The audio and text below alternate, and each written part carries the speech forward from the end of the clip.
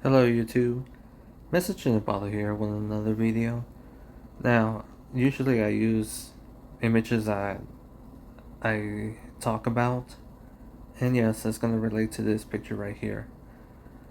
And the reason why I'm not really using video games is because, again, that was just a test subject, just to see where it goes. But I'm going back to the basic, which is using pictures and talking about commentary subjects that relates to the picture. Now, for those of you that don't know what this image is right here, that you see right here, it's a sexy female assassin from Warhammer 40k, and yes, I said sexy. But let me explain why I say that. Um, in Warhammer 40k, it's all about violence, war, ideology, religion, etc., etc. It's a huge universe, and it's basically medieval fantasy in space, but with a Roman Empire mixed with medieval ages aesthetics and a little sci-fi with scientific explanation of what's happening. And the reason why I'm using this image of this female assassin from Warhammer 40k is because the creators of Warhammer 40k, they're very smart. There's so much context and reference in Warhammer 40k that it's a reflection of real life. To give you an example, one of my favorite themes in Warhammer 40k, and I made a video about it to talking about Slaanesh being my favorite Chaos God, and the reason why I say Slaanesh is my most favorite Chaos God is because essentially whenever a civilization reaches its height, they tend to indulge themselves with depravity, hedonism, um, anything that's a little erotic, which is why we keep hearing stories after stories. It does not matter what civilization is, it does not matter what religion is dominant in that civilization. We keep hearing stories after stories where people or a group become rich and powerful to the point where they're no longer struggling. They start to develop hedonism, they start to develop um, erotic things, taboo things that's all about pleasure. And that's why Slaanesh in Warhammer 40k was my favorite Chaos God, because the main theme of it, of that, is in there. Especially with the story of the fall of the Eldars. The fall of the Eldars is very reminiscent of the fall of Rome.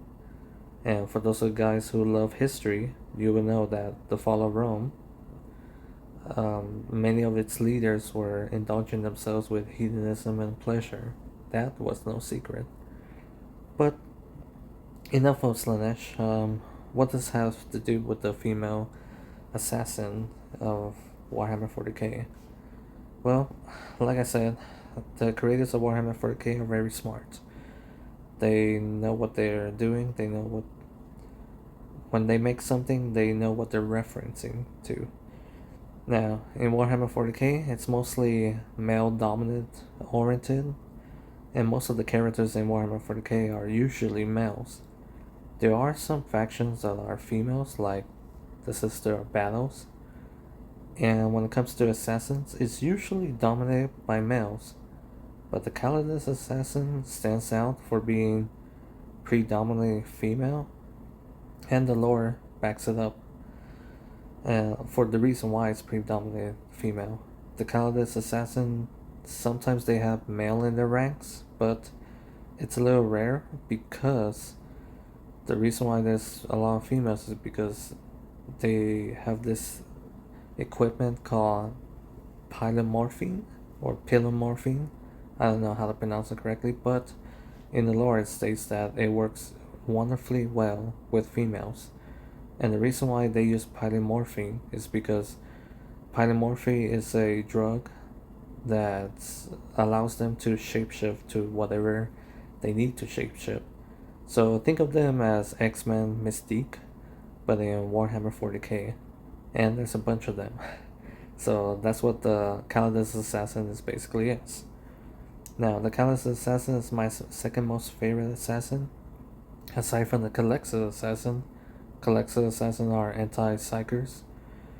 And the reason why the Callidus assassin is my second most favorite is because they're the most versatile, stealthiest, and potentially the most dangerous and powerful assassin out of all assassins. In Warhammer 40k, there are 4 main assassins. There are many other different types of assassins in Warhammer 40k, but the 4 main ones, the 4 most popular and the most covered assassins are Callidus, Calexis, Evisor, and Vindicare. Vindicare is the generic sniper assassin. Evisor is the crazy drug up assassin, where its philosophy is if everyone is dead, then there's no witness. So if you guys think about it, Evisor is the most craziest berserker killing machine assassin out there. And the Callixus assassin, my most favorite, and the reason why it's my most favorite is because it's the most unique. It's anti-psyker, anti-demon, anti-warp related stuff, and it's all about taking out the sorcerers, demons, and anything that's related to psychers. And the Callixus assassin is super rare, but the most valuable. Now, Callidus assassin, my second most favorite, and my favoritism towards the Callidus is on par with the Callixus because the Callidus assassin, as the name states itself, is the most sly and the most adaptable assassin out there. And as the name states, Callidus, which in Latin means smart, sly, slick, it's very fitting with this name. And the reason why I'm making a video about the Callidus assassin in my YouTube channel and messaging bottle is because the Warhammer 40k creators, again, they're very smart. They have lots of reference in their context, and I truly believe why they chose a female assassin to fill in this role. It's the very same thing, the same context and concept with Mystique and X-Men. If you guys think about Catwoman, if you guys think about Mystique from X-Men, and many other femme fatale characters, they all have a similar trait, or should I say universal trait, when it comes to females being quote unquote femme fatale, and that is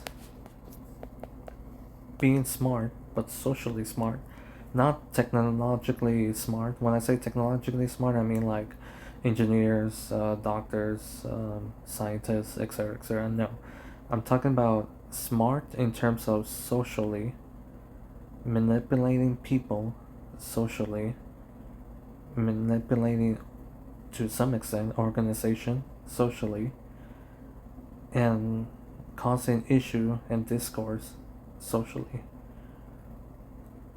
And this is why the Callidus assassin is depicted as a female, because what best works when it comes to social discourse?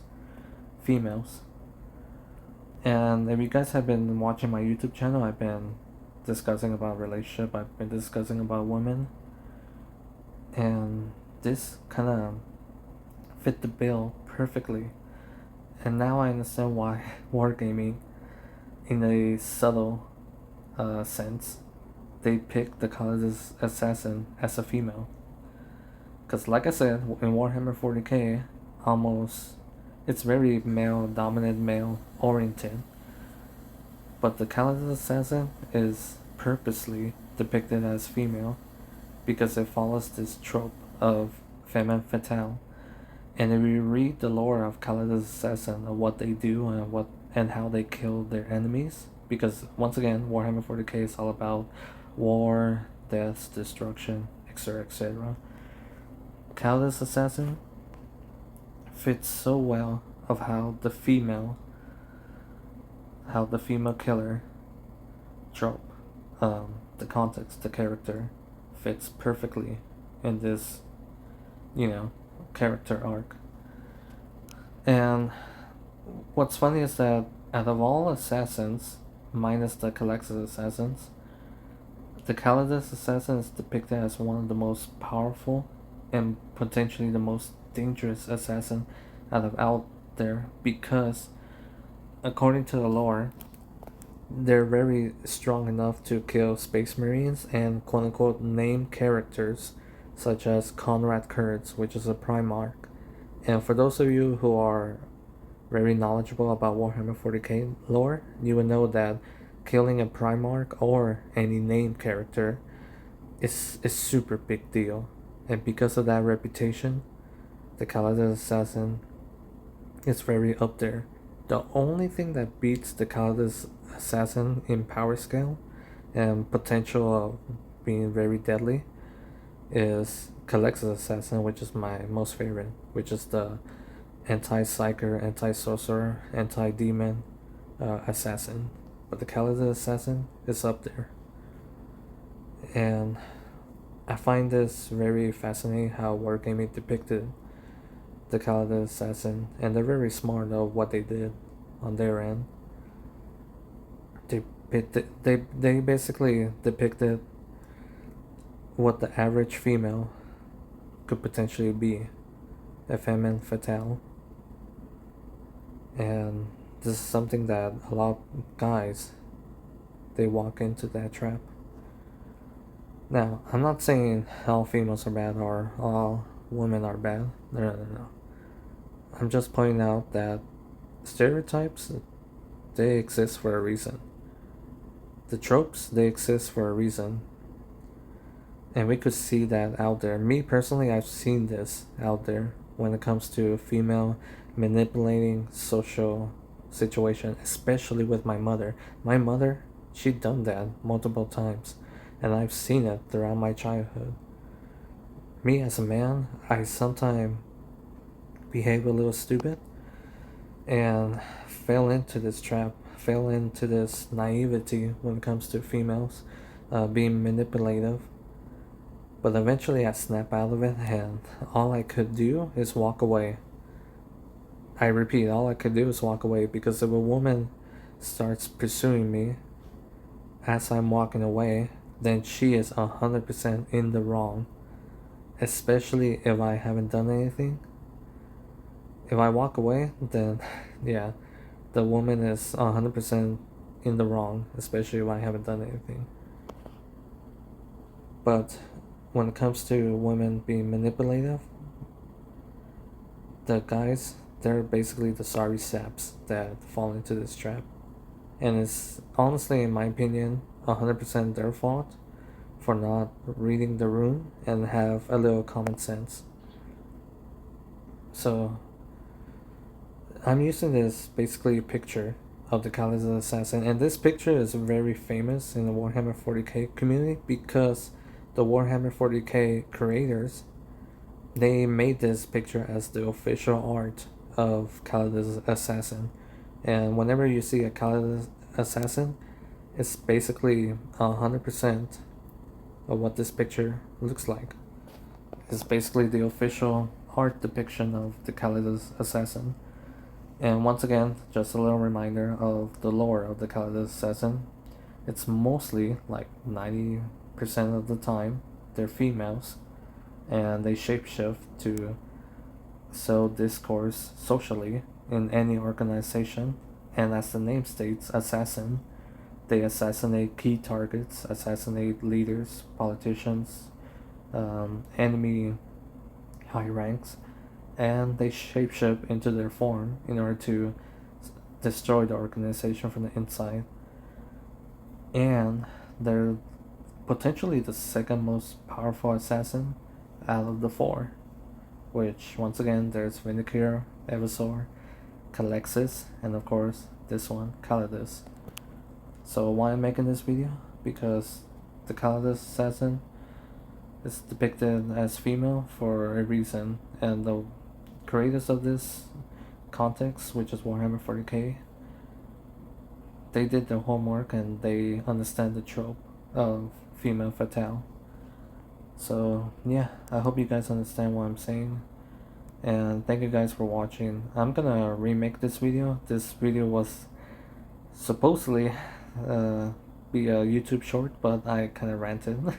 So yeah, I'm gonna remake this video, and I hope you understand the context of what I'm trying to say here, guys. Basically, what I'm trying to say here is that stuff that you see on social media, on the TV, movies, they're usually reference to what we see in real life, including the memes. The memes, they're usually reference what we see in real life and what's happening in real life. So the Callidus assassin is a reference to what we see in real life in terms of femme fatale, in terms of women manipulating situation socially, and sometimes it could be deadly, just like this assassin. This assassin, as you can see in this picture, is a sexy female, but despite as a sexy female, it's very manipulative, it's very cold, and sometimes it will destroy your life without a second thought. Which sadly, the MGTOW community, the red pill community, they share their stories of what they've seen in real life, of how a woman destroy a man, and how a woman could destroy an organization, just like female CEOs. Which, by the way, it's not being sexist, it's about noticing what's going on. And a lot of people, they've been noticing how females could destroy an organization, and it's a pattern recognition.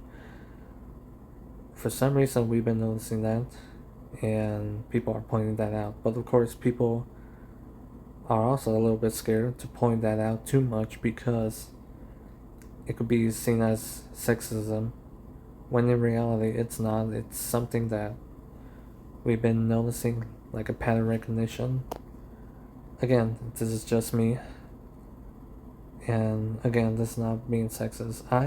Once again, I support females. I support their right to work, their right to climb the social ladder. The problem is when we see females doing something purposely taboo, purposely morally wrong, and they try to frame the situation as they are the victim.